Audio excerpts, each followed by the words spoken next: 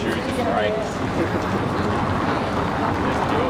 You'll catch pieces by Rodez that are pretty old. You know, anywhere between 10 to 15 years they've been sticking around because they're just respected. He's a respected artist, internationally known as well, outside of street art. So a quick note is you'll see his insignia in the top left. What he does is actually includes information about the people that are walking by or things that are going on as he's painting, and he kind of imprints that, on his signature. Next to that, you have Nomada, his son, who you immediately notice, one's using acrylic, the other one's using aerosol. They both have this kind of like free-flowing, almost abstract style. He moved into muralism with his son, who is a graphic designer. During his college years, he started doing graffiti, street art, and so they actually do a lot of pieces together. This is a really old piece. This is actually one of the oldest buildings in Bogota. Just a quick note, besides the church.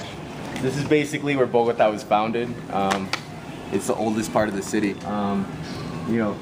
I still would consider this more muralism as well.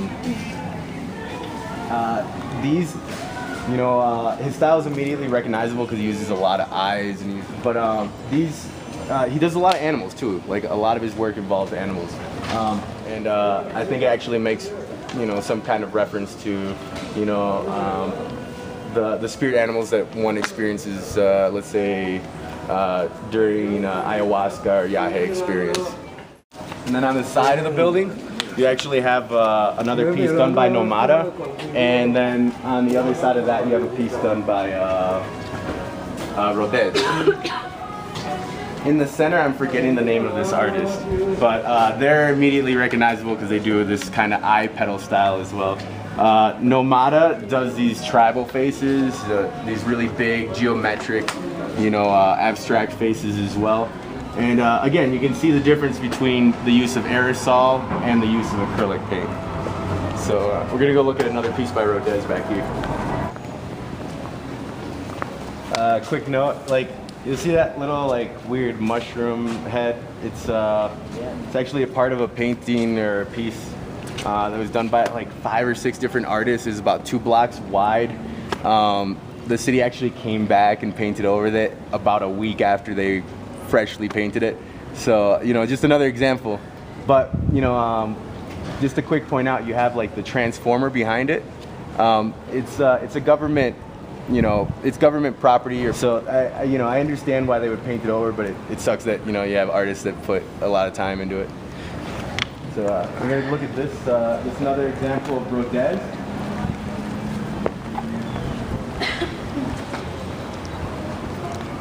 He again includes a lot of animals in his work. This is kind of the other extreme of, he's got tons of eyes in his other works. This one has absolutely no eyes.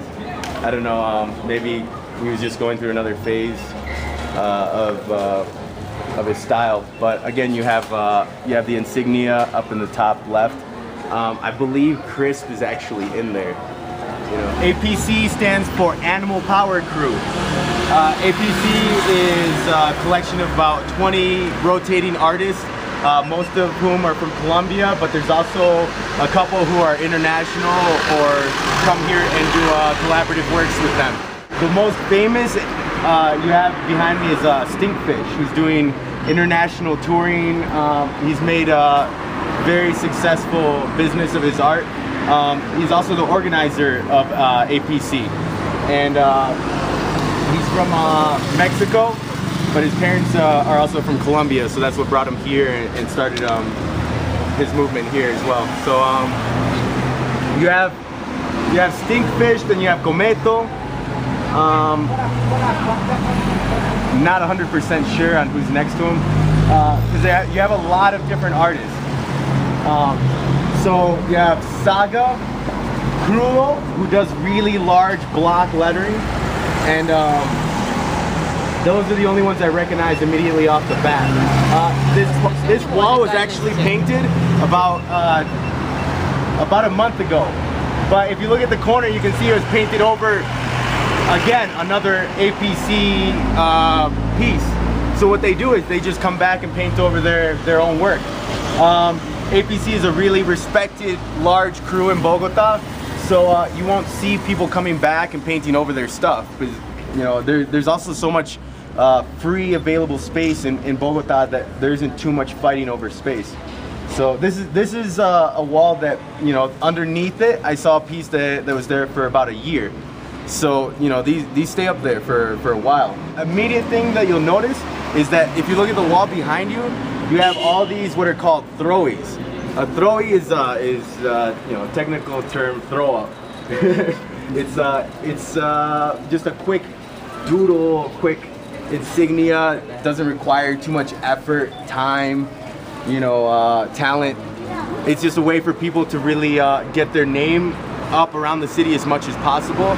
And, you know, from a subjective point of view, you have, you know, these things that require very little effort, and then you have these that require much time and effort.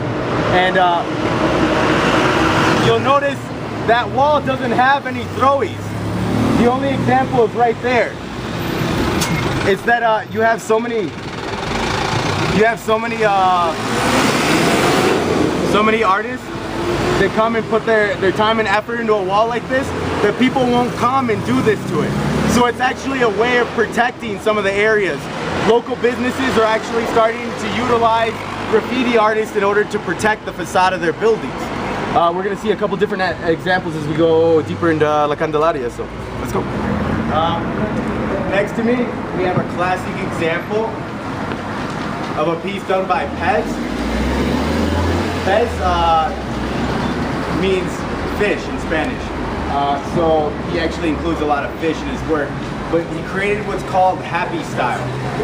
And happy style is like this style of really thick, bold lines, really large eyes, toothy grin. A really interesting thing is if we were to take this wall and hang it in an auction block, we could get anywhere between 20 to 30,000 for it. It's estimated auction price is that. So, you know, he's really successful right now. He's actually from Barcelona, and he moved here to be with his wife and kids. So, and then below that, you have a wheat paste poster done by a female artist named Licky. But she also makes jewelry. And she sells the jewelry about 2 blocks away from here at another store, like artisan shop. Again, you have the little plastiline skull, and behind that, you have another example of street art. You know, it's you got these statues all over La Candelaria. Sorry, a lot of traffic. You have these statues all over La Candelaria. They're kind of just cool little hidden features. They're done, I think, as a project by the alcaldía a while back. But they're actually, I guess, real people, and they're personalities that kind of stuck with the neighborhood and are known. So those are another cool little thing we can see and keep our eyes out for. All right. You know, this is actually a grade school. And what happens is they have graffiti artists and local artists come and teach the kids and do projects on the outside of the school. So this is a constantly changing facade as well. So that's another cool little like center of this neighborhood. These faces, pre-Columbian masks and patterns were done by La Alcaldía, but before that they went and buffed over a bunch of other street art. So there's this kind of like battle between, not a battle, but like just, you know, the alcaldía actually will come through and buff over a lot of artists, that, you know, saying, hey, we want to come here to do art too. And so, you know, a lot of misunderstandings in that sense. But yeah, I just wanted to show you guys really quickly, like, there's a lot of different layers and examples. You have local businesses, you have the school, you have, you know, independent artists, you have La Alcaldía. So everyone's starting to get involved in some way or another.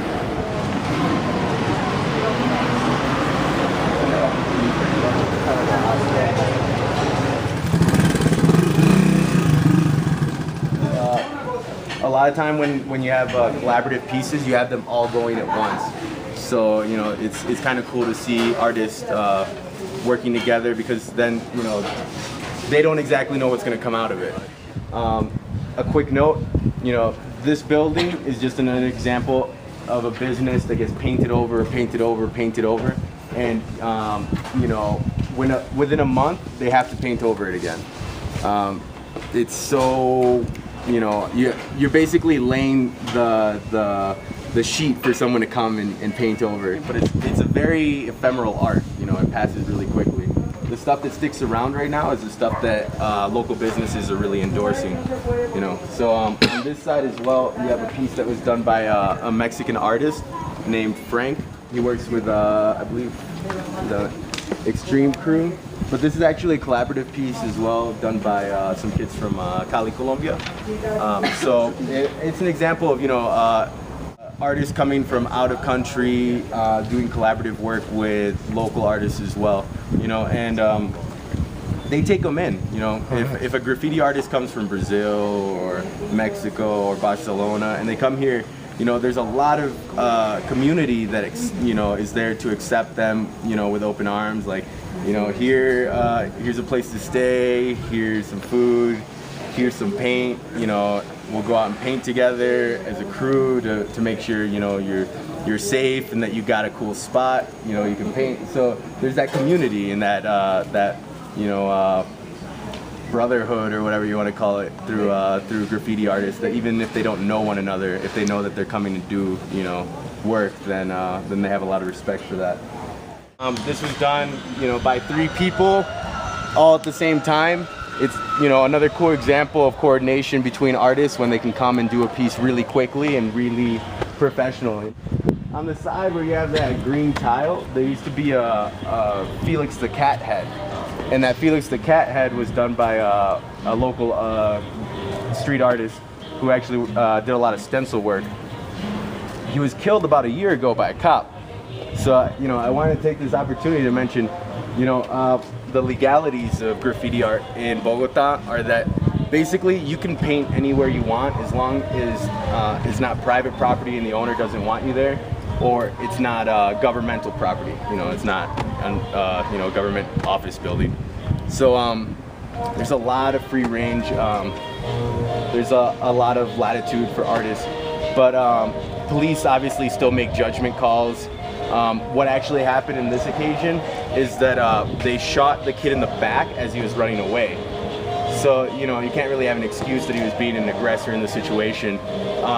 What happened as well is that they initially called in, you know, disturbance, and then they shot the kid, and then about an hour later they came back and reported that they were responding to a bus attempted robbery. So they actually changed the story. The original penalty for the cop was about 3 weeks of suspension, and the city, the artists, you know, the community had this really big uproar to respond in a different way. The police actually eventually ended up going to jail, and his partner, who was with him at the time, got suspended as well. So, you know, even though it's legal in a lot of respects, I mean, you can spend 24 hours in jail at most, you know, and they're going to take your paint. In comparison to, let's say, living in the United States, if you're going to college and you're getting, you know, grant funding or anything to supplement your college tuition, that can get taken away from you if you are caught doing graffiti in the U.S. And what a lot of street artists are actually doing is starting to paint during the day, you know, and that's just a way of identifying themselves, letting, you know, others know they're not a threat, and just be visible, you know. So it's a way of protecting themselves actually from the police. What's about this wall? You know, you have Chris doing like really signature African masks. He does these koi fish as well. Next to that, you have Miko doing kind of commemoration of his dad, who was a fisherman. You know, and next to that, you have the octopus, I believe was done by Chris, but then the other sea creatures and coral and Phil were done by 2 local female artists. The background, they actually had little kids from the neighborhood come and help them, you know, paint. What happened during this is that the cops actually showed up. So they showed up and they tried to remove them from the property, and the building's owner came out and actually told the cops to leave. So you know, he came out, offered the artists food and coffee. And another kind of funny note that Chris made the last time I was here, he said there's a kid who lives in the 2nd floor who will throw rocks at whoever tries to come and paint over this. That's awesome. Yeah, so they got their own little like protection here. That's it.